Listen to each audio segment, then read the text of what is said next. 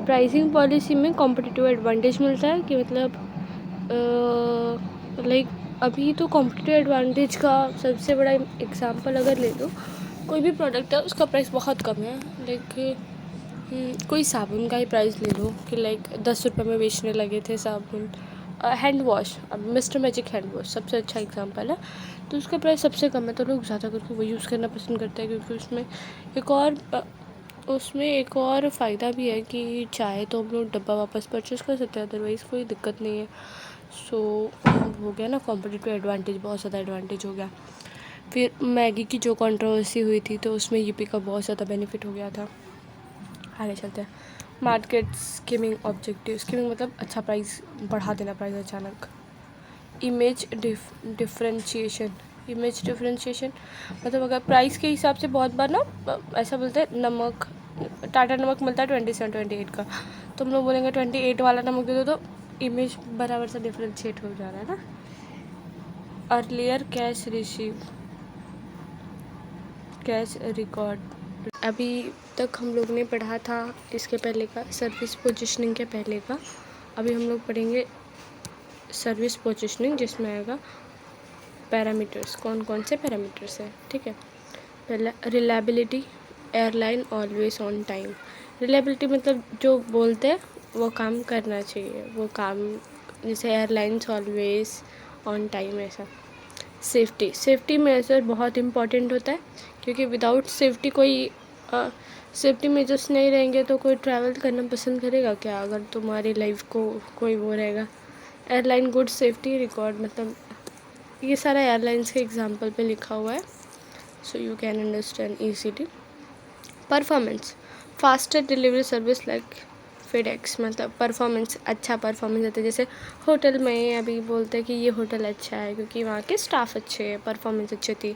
ये कंपनी अच्छी क्योंकि उसकी परफॉर्मेंस अच्छी है, वो हमेशा अपने ब्रांड में चेंजेस करता रहता है। स्टेटस, लग्जरी होता है ना, कोई कोई ब्रांड भी लग्जरी होता है, जैसे कार की बहुत सारी लग्जरी ब्रांड्स होती है वैसा। डेमोग्राफिक, डेमोग्राफिक मतलब क्लब ऑफ यंगेस्ट, मतलब एक फिक्स वो होना चाहिए ना डेमोग्राफी। स्पेशल फीचर, अभी सब चीज़ के अलग अलग स्पेशल फीचर होते हैं। अगर प्रोडक्ट सेम ही दिखता है फिर भी उसके फीचर्स बहुत सारे अलग अलग होते हैं, जस्ट लाइक कार के। कार तो ऐसे बाहर से तो सेम ही लग रही है बट अंदर के फीचर्स डिपेंड करते हैं, कंपनी के हिसाब से अलग अलग होता है।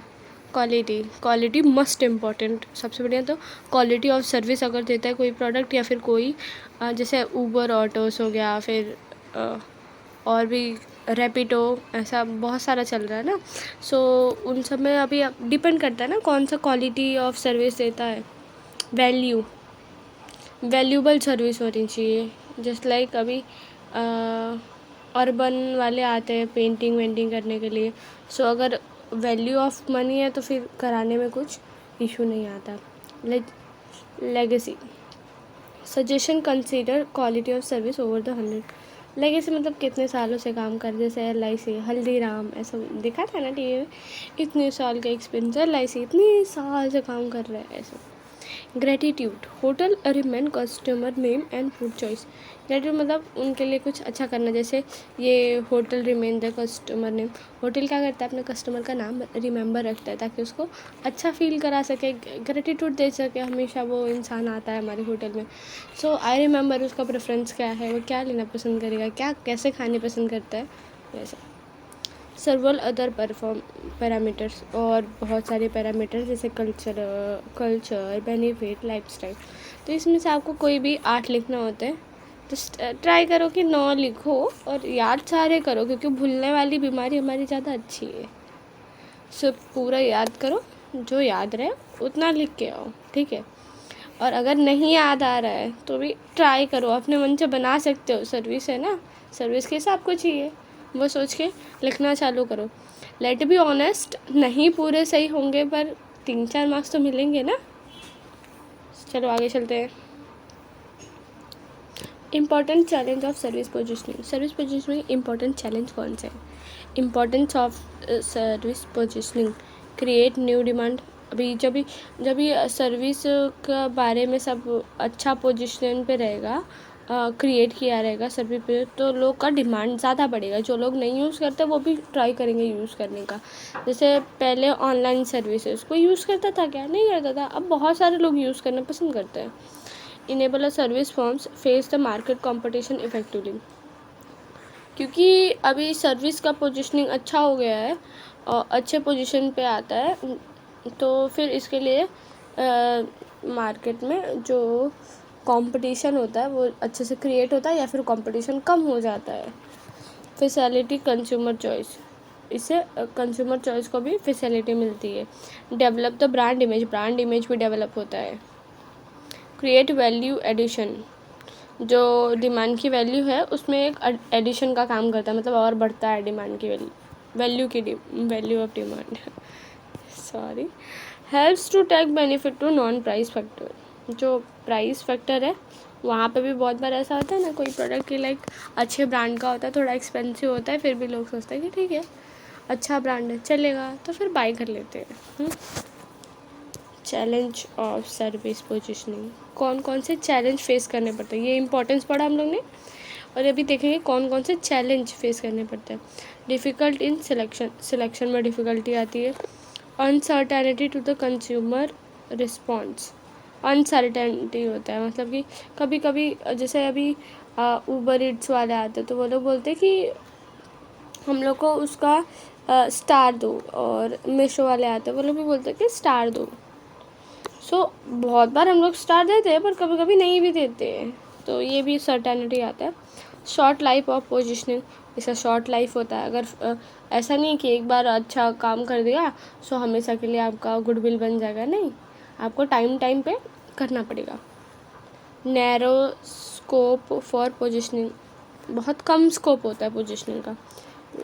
लेंथी और कॉस्टली प्रोड्यूसर, मतलब बहुत ज़्यादा पैसा लग जाता है कभी कभी। चलते आगे।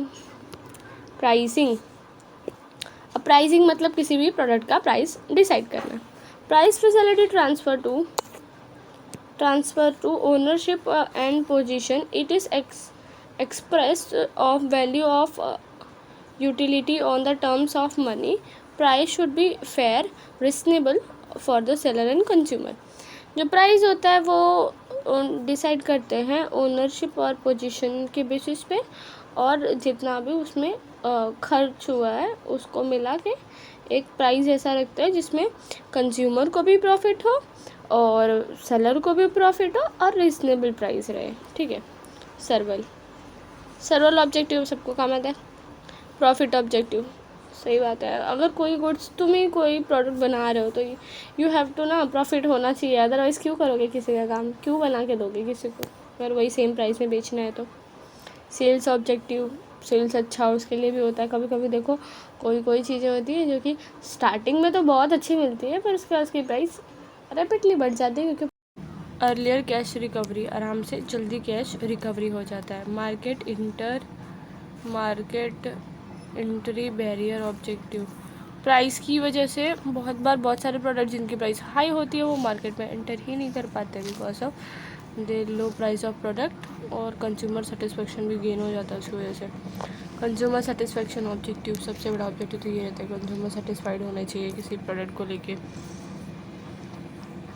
फिर सोशल रिस्पॉन्सिबिलिटी कि अभी जो मतलब ज़्यादा नेचर को हार्म ना करे, जो तुम्हारा प्रोडक्ट है अच्छा रहे, इफ़ेक्टिव रहे। चलते आगे। फैक्टर इन्फ्लुएंसिंग प्राइसिंग, कौन कौन से फैक्टर है जो इन्फ्लुएंस करते हैं? The internal factor, external factor, both are there. Objective of the company का जो ऑब्जेक्टिव है वो इंटरनल फैक्टर होता है जो कि प्राइस को अफेक्ट करता है। कभी कभी जो ऑब्जेक्टिव होता है वो कंपनी नहीं गेन कर पाता तो वो ज़्यादा इफेक्टिवली वर्क करता है, जिसकी वजह से कभी कभी प्राइस हाई होता है और अदरवाइज़ कभी कभी ज़्यादा करके तो लो ही होता है, बिकॉज जब मेरे को इतना प्रोडक्ट बेचना ही है तो मैं लो करके मेरे प्रोडक्ट सारे ख़त्म कर दूँगी ऐसा। Categorised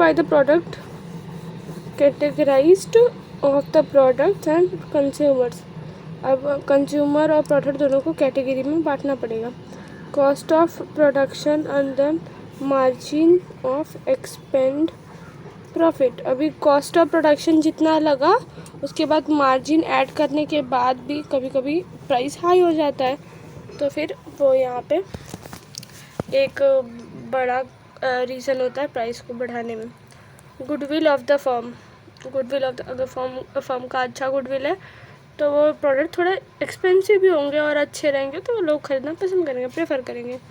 product life cycle, product life cycle तो बहुत ज़्यादा वो है, क्योंकि इंट्रोडक्शन फिर वो, तो फिर जब भी इंट्रोडक्शन स्टेज आता है तभी प्रोडक्ट के बारे में नया नया आया रहता है, तो फिर थोड़ा कम लोग जानते हैं और कम लोग परचेस करते हैं, पर धीरे धीरे जैसे जैसे वो बढ़ता जाता है उसको ज़्यादा लोग पसंद करना चालू करते हैं और परचेस करते हैं। इससे प्राइस में बहुत इफ़ेक्ट पड़ता है, क्योंकि पहले प्राइस कम रखते हैं ताकि इंट्रोडक्शन स्टेज में कोई ज़्यादा दिक्कत ना हो, बिकने लगे एक बार देन प्राइस इंक्रीज़ कर देते हैं, तो वो प्राइस को इन्फ्लुएंस करता है। Promotion of the product, product के प्रमोशन में जो वैल्यू लगती है उसको भी ऐड किया जाता है प्रोडक्ट के प्राइस में, सो इसलिए भी प्रमोशन भी बहुत बड़ा, अगर ज़्यादा एक्सपेंस लग गया प्रमोशन में तो प्रोडक्ट का वैल्यू हाई हो जाता है। प्रोडक्ट लाइन, अब इसको कहाँ कहाँ से पास करते हैं, कौन कितने सारे बीच में रहते हैं, कौन कौन प्रोडक्ट को सेल करने में काम करता है, तो उससे प्रोडक्ट का प्राइस बहुत ज़्यादा इन्फ्लुएंस होता है। Credit line, credit facility provide करने पे। क्रेडिट पॉलिसी होते हैं, उसकी वजह से भी प्राइस हाई हो जाते हैं, क्योंकि अगर क्रेडिट पे प्रोडक्ट ले तो उसको कुछ इंटरेस्ट देना पड़ता है, सो उससे होता है। अब ये इंटरनल फैक्टर्स हो गए और ये एक्सटर्नल बैरियर कौन से। पहला कैटेगराइज्ड ऑफ कंज्यूमर, यहाँ पे कंपनी था, ऑब्जेक्टिव कंपनी था, ये कैटेगराइज्ड टू द कंज्यूमर, ये दोनों में सेम है, तो ये पक्का याद रखना। अभी एक्सटर्नल फैक्टर मतलब अभी कंज्यूमर, बहुत सारे एज ग्रुप के कंज्यूमर को वो प्रोडक्ट की ज़रूरत ही नहीं है, तो फिर वहाँ पे प्राइस हाई हो जाता है, कि मतलब बहुत, जैसे अभी वुमन और हॉर्लिक्स, क्या सबकी मदर्स प्रेफर करती है वुमन हॉर्लिक्स लेना, तो वही बात यहाँ पे categorize the consumer. Market situation पे भी डिपेंड करता है। अभी प्रॉस्पेरिटी, अभी क्या चल रहा है, बहुत ज़्यादा प्रॉब्लम हो रही है, मनी क्राइसिस है, तो लोग प्रोडक्ट को थोड़ा स्किप करते हैं। कुछ प्रोडक्ट ऐसे होते हैं जिनका अननेसेसरी, मतलब बहुत ज़्यादा यूज़फुल नहीं होता पर चाहिए, ऐसा होता है, सो उसको साइड कर दिया जाता है, जिसकी वजह से प्राइस ऑटोमेटिकली इंक्रीज हो जाते हैं। चैनल ऑफ डिस्ट्रीब्यूशन चैनल कितना बड़ा है वो उस पर डिपेंड करता है। गवर्नमेंट कंट्रोल, प्रोडक्ट पर गवर्नमेंट कंट्रोल है, गवर्नमेंट कंट्रोल रहता है, जो गवर्नमेंट प्रोडक्ट होती है वो उसकी प्राइस कम होती है, पर जो अदर देन गवर्नमेंट प्रोडक्ट होता है उसकी प्राइस थोड़ी ज़्यादा हाई होती है। गवर्नमेंट कंट्रोल पे भी डिपेंड करता है। डिमांड पोजिशनिंग, उसका डिमांड कितना है मार्केट में, अगर डिमांड बहुत ज़्यादा होता है और फिर प्रोडक्ट बनता कम है, सो वहाँ पे प्राइस वो लोग हाई चार्ज करते हैं। डिग्री ऑफ कंपटीशन, अब कंपटीशन कितना ज़्यादा है, क्योंकि कुछ प्रोडक्ट होते हैं जिनके कंपटीशन होते ही नहीं है और कुछ प्रोडक्ट होते हैं जिनके बहुत सारे कंपटीशन होते हैं। अभी सिम में देखो अपने पास 3 ही वो है, 2 ही समझ लो ज़्यादा इस टाइम चल रहे हैं, जियो और दूसरा एयरटेल। वी बहुत ज़्यादा अभी एक्टिव नहीं है, तो 3 ही कंपटीशन पे, बस 3 ही चॉइस है, तो हमको कितना भी प्राइस वो लोग बढ़ाए तो हमको 3 में से एक चॉइस करना ही पड़ता है। गवर्नमेंट पॉलिसी डिपेंड करता है, गवर्नमेंट पॉलिसी से बहुत ज़्यादा डिपेंड करता है, बिकॉज जो GST चार्जेस होते हैं वो प्रोडक्ट के हिसाब से लगता है ना। प्राइसिंग स्ट्रेटेजी, कौन कौन से टाइप है प्राइसिंग स्ट्रेटेजी के, meaning it is a place active pricing objective, sales profit market shares etcetera. Pricing method helps to calculate fix the price on the basis of the cost, demand or competition. PM is a party of the pricing strategy. Price management is a part of a price strategy, ठीक है। Price strategy का objective sales और profit और market share आदि पे और सब पे डिपेंड करता है। प्राइसिंग मेथड हेल्प करता है to calculate the fix price, मतलब कितना प्राइस रखा जाए किसी प्रोडक्ट का, वो उसमें हेल्प करता है। और प्राइस मेथड जो है वो पार्ट है प्राइसिंग स्ट्रेटेजी का। Pricing strategy, skimming pricing strategy, rapid and slow skimming, मतलब कि प्राइस थोड़ा हाई रखना और रैपिड और स्लो रखना। Penetration, rapid and slow penetration price strategy, मतलब पेनल्ट्रेशन भी, मतलब इसके बाद तो ये आता है थोड़ा high price. Probo price strategy, different trade margin price strategy, मतलब डिफरेंट ट्रेड, मतलब अलग अलग जगह की अलग अलग प्राइस है sir. Transfer price strategy, transfer में जो प्राइस लगता है उसका स्ट्रेटेजी अलग होता है। डिफरेंशियल प्राइस और different market strategy. Trial price, trial price अभी जो शैम्पू के सेशेस आते हैं वो सब ट्रायल प्राइस स्ट्रेटेजी के अंडर में आते हैं। Follow the leader price strategy, जो ज़्यादा अच्छा ब्रांड है उसको फॉलो करते हैं। फ्लेक्सिबल प्राइस स्ट्रेटेजी, उसके बाद पीरियड, इसमें से कोई भी आपको जो श्रद्धा से जो तुमको 8 याद हो वो याद करके आराम से रिलैक्स कर सकते हो, बिकॉज अच्छा है। Physiological price strategy. So this is all for the first module। Second module ये क्वेश्चन बैंक है उसके।